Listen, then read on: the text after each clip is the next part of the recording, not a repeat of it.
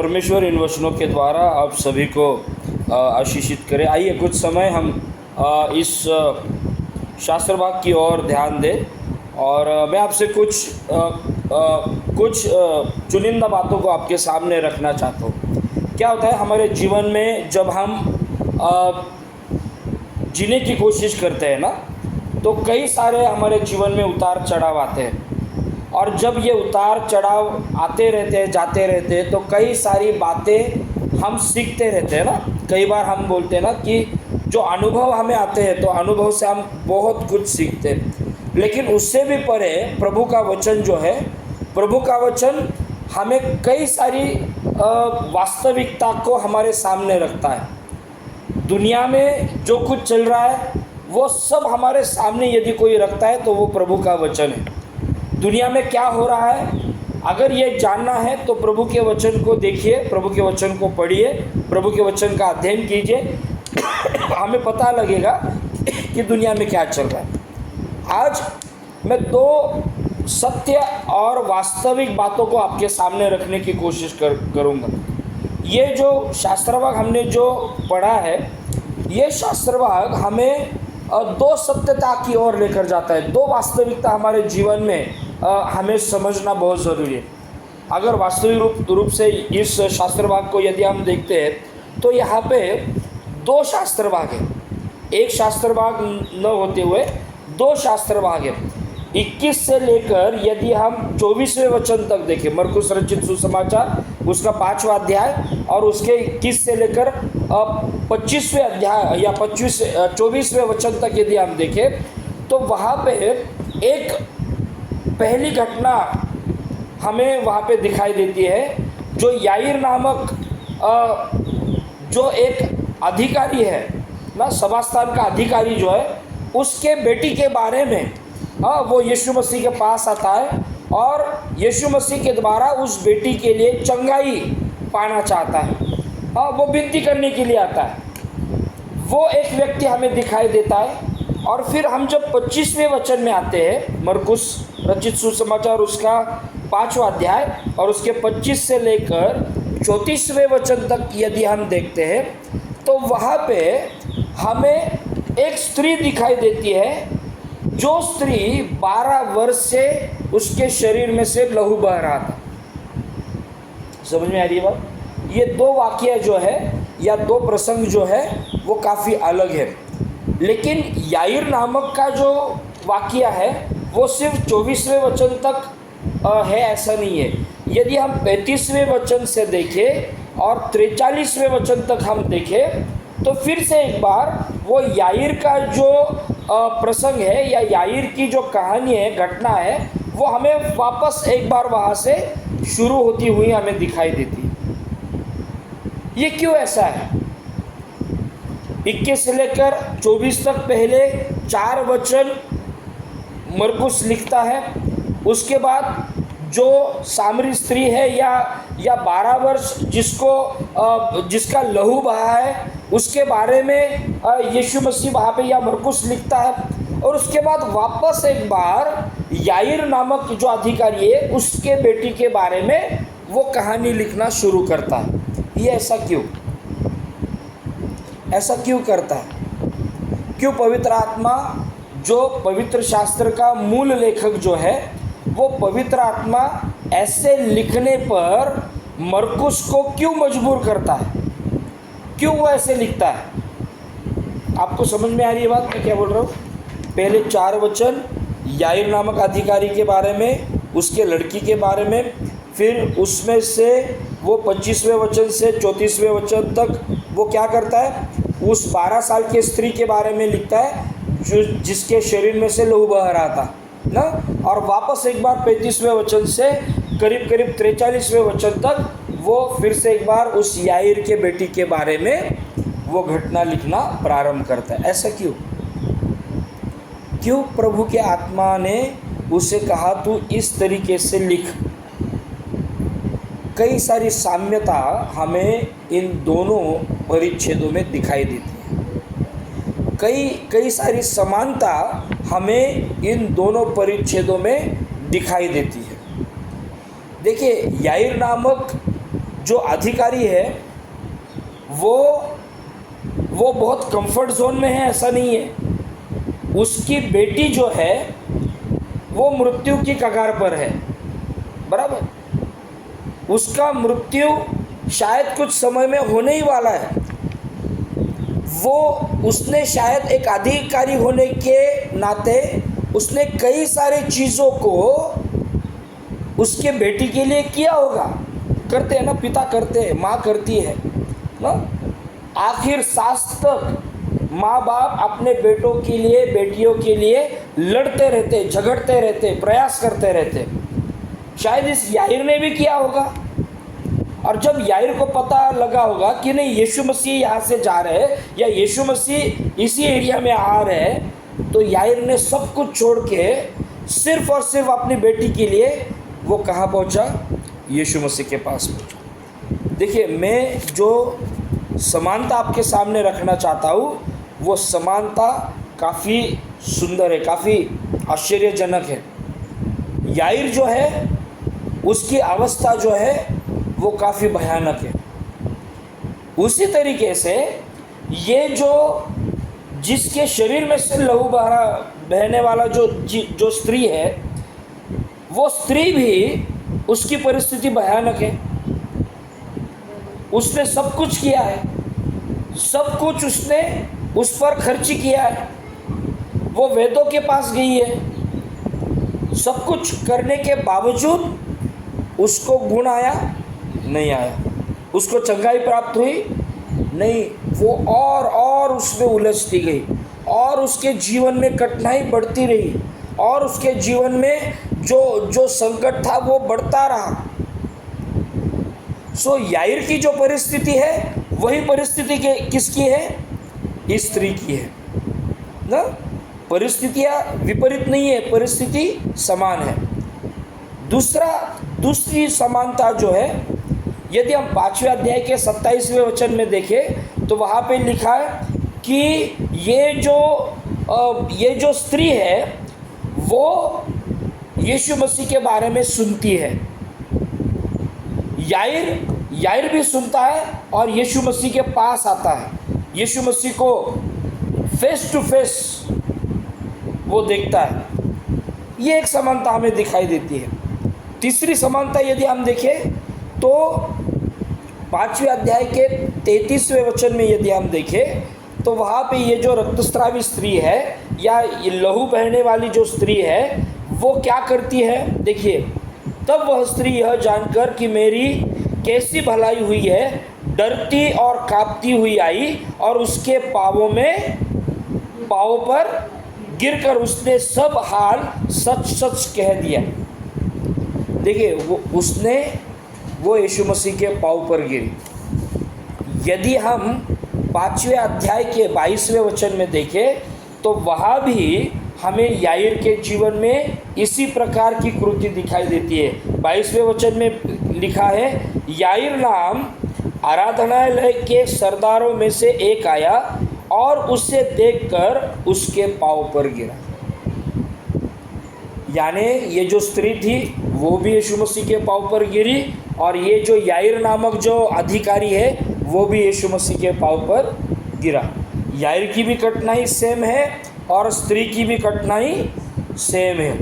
याईर के बेटी के लिए भी चंगाई चाहिए और स्त्री को भी क्या चाहिए? चंगाई चाहिए। आगे देखिए, 5वें अध्याय के 34वें वचन में पढ़िए। कोई सामरी स्त्री को क्या बोलता है? उसने उससे कहा, पुत्री, तेरे विश्वास ने तुझे चंगा किया है, कुशल से जा और अपनी बीमारी से। देखिए, 34वें वचन में वो कहता है, उसने उससे कहा, पुत्री, बेटी, उसके पास कोई नहीं है,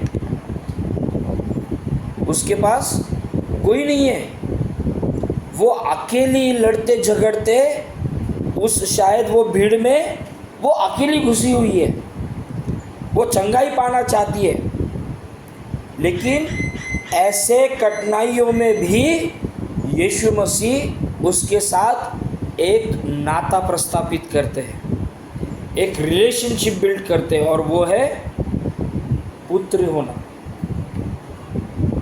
यूहन्ना उसके पहले अध्याय और उसके 12वें वचन में लिखता है कि जिन्होंने उस पर यानी यीशु मसीह पर विश्वास रखा उसने संतान होने का अधिकार दिया। जितक्यांनी त्याच्यावर विश्वास ठेवला तितक्यांना म्हणजे त्याच्या नावावर विश्वास ठेवणाऱ्यांना त्याने मुलं होण्याचा अधिकार दिला।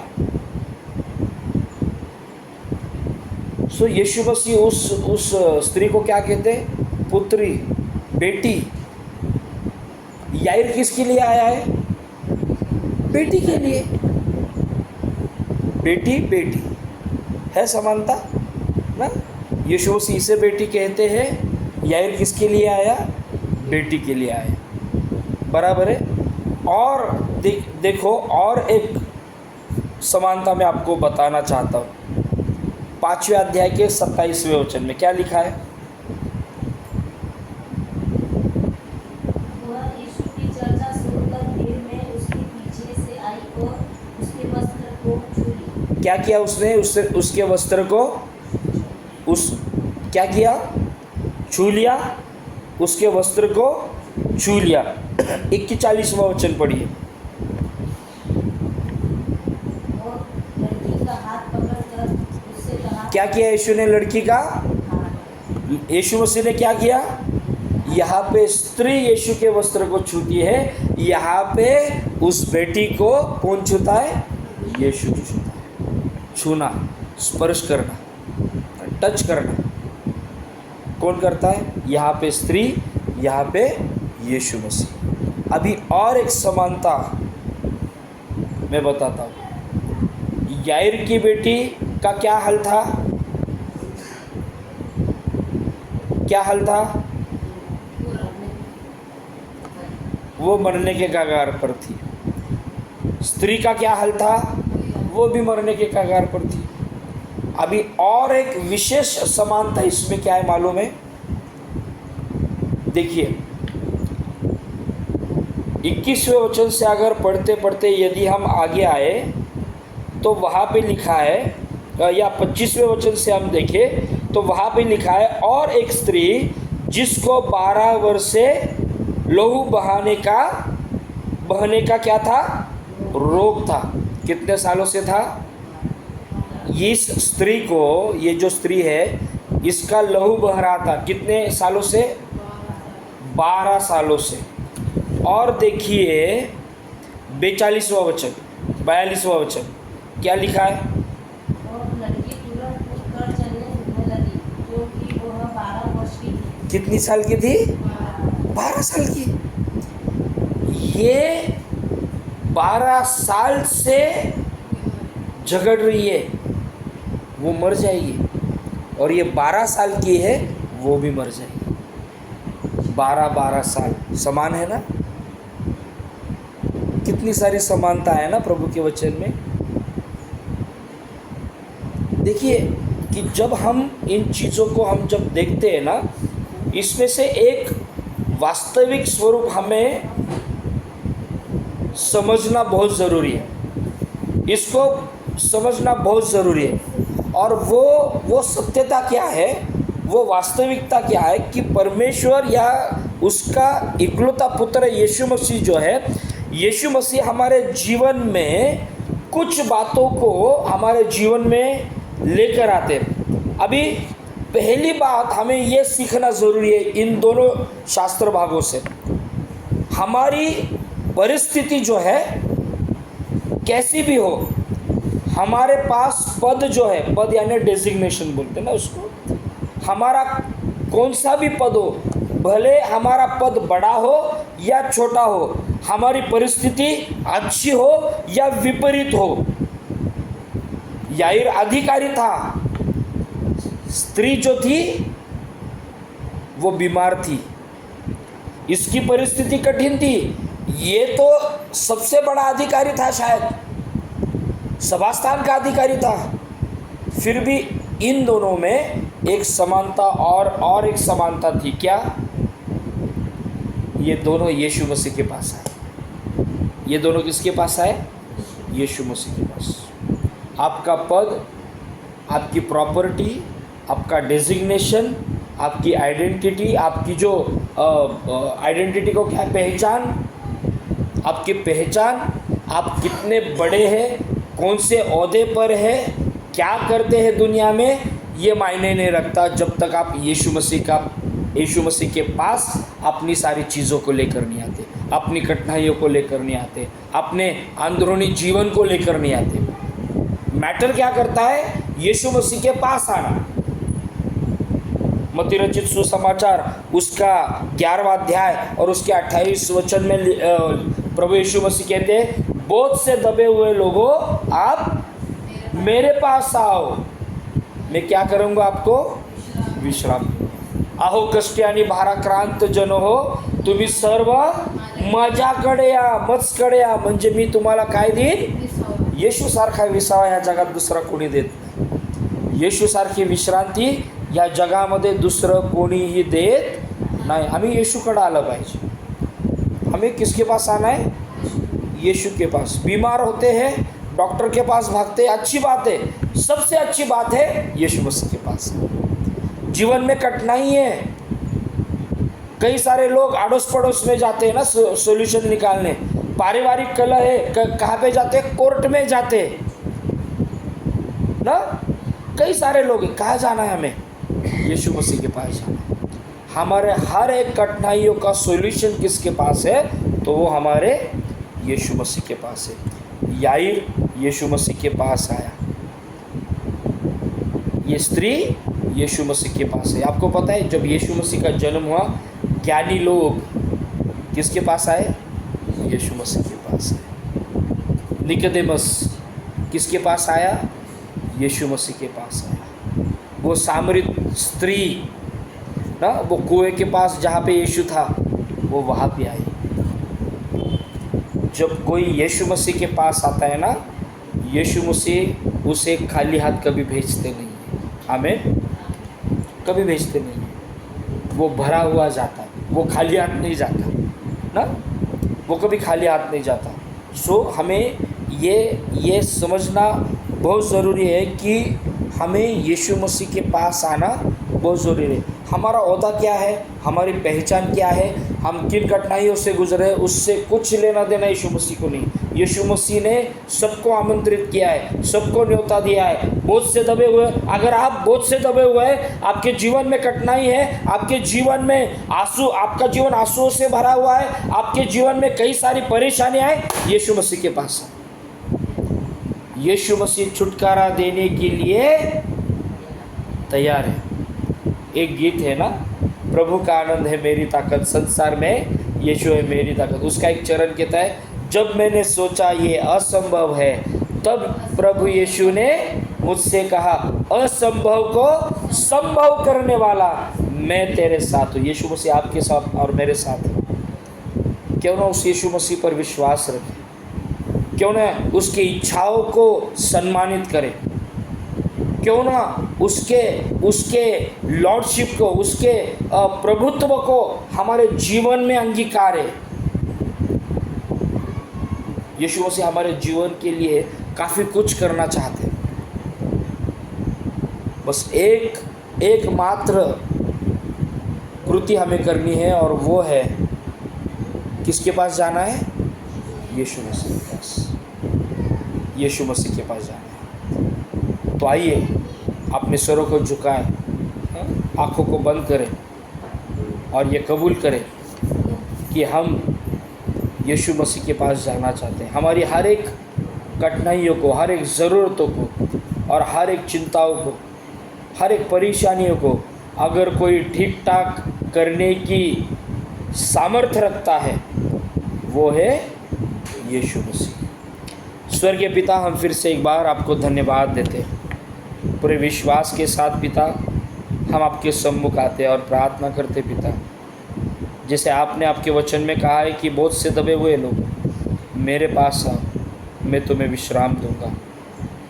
कई सारे ऐसे हमारे भाई बहन हैं जो बोझ से दबे हुए हैं, कई सारी परेशानियों से हैं। जैसे याईर नामक एक अधिकारी अपने बेटी के लिए परेशान था। जैसे ये स्त्री जो 12 साल से लहू उसका बह रहा था, वो परेशान थी, लेकिन उन्होंने एक सही काम किया, एक सही डिसीजन लिया, एक सही निर्णय लिया, और वो निर्णय था यीशु मसीह के पास आना। और उनका निर्णय विश्वास से भरा हुआ था, उनका निर्णय कृति से भरा हुआ था। स्वर्गीय पिता, हम खुद को आपके सम्मुख लेकर आते हैं और हम ये कबूल करते हैं कि हमारा ओहदा, हमारी पहचान, हमारा डेजिग्नेशन, हमारे पास जो भौतिक सामर्थ्य है वो कुछ नहीं कर सकता जब तक हम आपके सामने आते नहीं, जब तक हम आपके पास आते नहीं, क्योंकि असंभव को संभव करने वाले सिर्फ आप हो पिता। हम हमारे हर एक कठिनाइयों को, हर एक ज़रूरतों को पिता आपके सामने रखते हैं और पूरे विश्वास के साथ ये कबूल करते हैं कि पिता आप ही हमारे जीवन को ठीक ठाक करने वाले सिर्फ एकमात्र परमेश्वर हो। सारा आदर और महिमा आपको देते हुए ये प्रार्थना हमारे उद्धारकर्ता यीशु मसीह के नाम से मांगते हैं, सुन और ग्रहण कीजिए। आमीन।